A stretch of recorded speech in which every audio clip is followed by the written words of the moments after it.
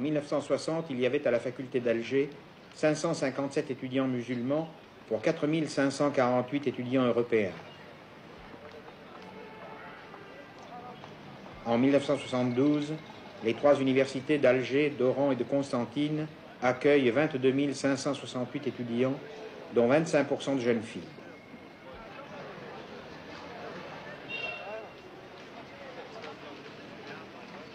L'Algérie consacre 22% de son budget à l'éducation nationale.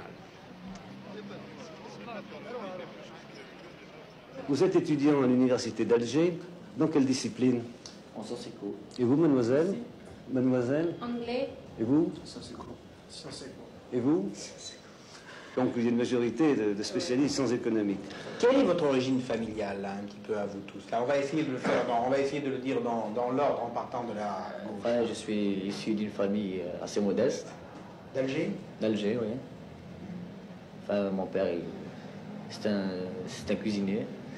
Mademoiselle? Moi, je suis de Grande Kabylie. Oui. Vos parents, qu'est-ce qu'ils faisaient? Des paysans? Non, pas les paysans.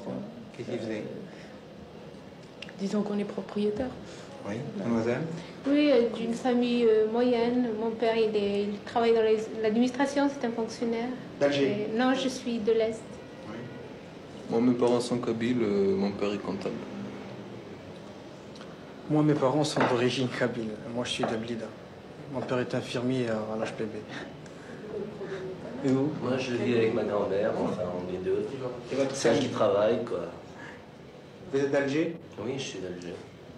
Avant que l'indépendance vraiment arrive, est-ce que vous imaginiez que vous auriez pu faire des études supérieures?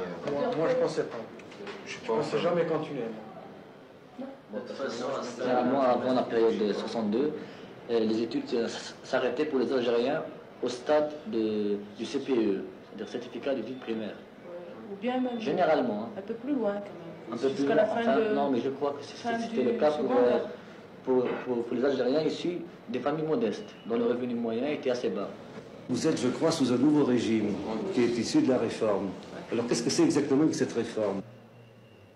On a essayé d'adapter le programme à la réalité algérienne. Et c'est-à-dire qu'on n'a plus voulu donner une formation classique pour connaître telle chose plutôt qu'une autre, mais on a voulu d'abord, on a essayé de voir les problèmes qui se posaient en Algérie et on a orienté la formation qu'on donnait pour que les étudiants qui terminent leurs études à la fin, ils puissent aborder ces problèmes avec des éléments solides. Il n'y a pas ça, il n'y a pas que ça, il y a aussi les cours du soir qu'on organise pour les adultes. C'est très intéressant parce que moi-même j'ai fait ça. J'étais fonctionnaire, j'avais travaillé pendant 4 ans, j'avais quitté mes études pour des raisons bien sûr personnelles, enfin, etc. Et c'est grâce à ça, grâce aux cours du soir, ils nous ont aidés beaucoup. C'était des professeurs de l'université, des professeurs aussi qui sont des volontaires et ils nous ont aidés dans notre travail. Et grâce à eux, moi personnellement, j'ai pu réussir mon baccalauréat très bien, même, je crois même avec une mention. C'est ce qui m'a permis de continuer mes études. Il faut dire que quand même on fait pas mal de choses pour permettre Oui. aux fonctionnaires de pouvoir, parallèlement à leurs fonctions, suivre des études. L'image que l'Algérie est en train de prendre, d'avoir, est-ce que c'est celle au fond que vous-même vous souhaitiez ou vous imaginiez? Bon, enfin, la réalité d'Algérie d'aujourd'hui, c'est qu'il y a énormément d'options très importantes qui ont été faites, ne serait-ce que la réforme agraire, par exemple, la réforme de l'université, etc. Bon, malgré tout, socialement, il y a pas mal de contradictions, des trucs quand même que... C'est-à-dire lesquels? À quoi vous pensez, par exemple? L'Algérie je sais aujourd'hui, pas, c'est un chantier. enfin, L'image principale, c'est un chantier. Tout est en train de se construire, que ce soit dans le domaine Quelle contradiction? de l'enseignement, avec la réforme de l'enseignement, que ce soit dans le domaine de l'agriculture, avec toutes les réformes, la révolution agraire, la révolution culturelle, la révolution industrielle.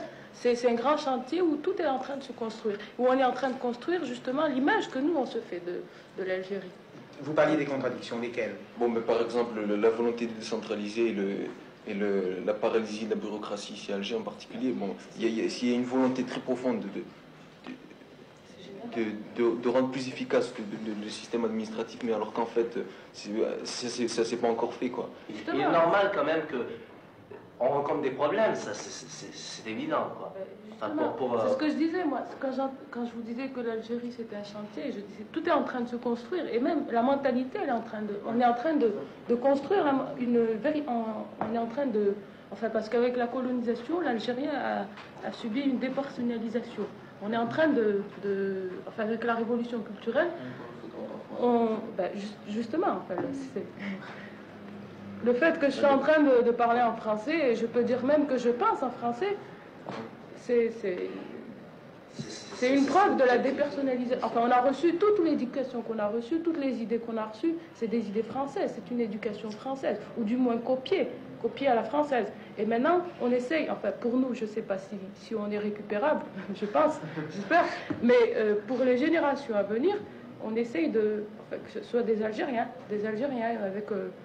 qui aient conscience de leurs problèmes, qui aient conscience de leur personnalité d'Algérien, qui ait une personnalité algérienne. Je pense que c'est l'image d'aujourd'hui, ou les objectifs, disons, c'est ça.